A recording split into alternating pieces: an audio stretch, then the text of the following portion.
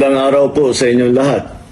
Kagaya ng aking nasabi nung nakaraang report ko, ay patuloy ang pagre-report ko sa taong bayan tungkol sa mga kaso at saka sa mga impormasyon na nakukuha natin tungkol sa mga flood control project na hindi maganda.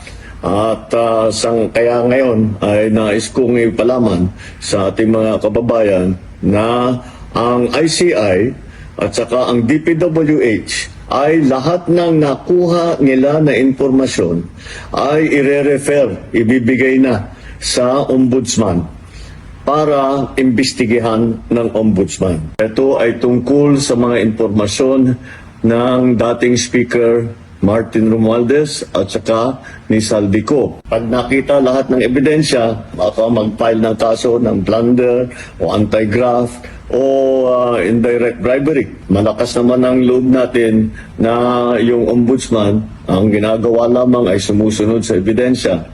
At kung saan tayo dinadala ng ebidensya, doon pupunta ang ating investigasyon.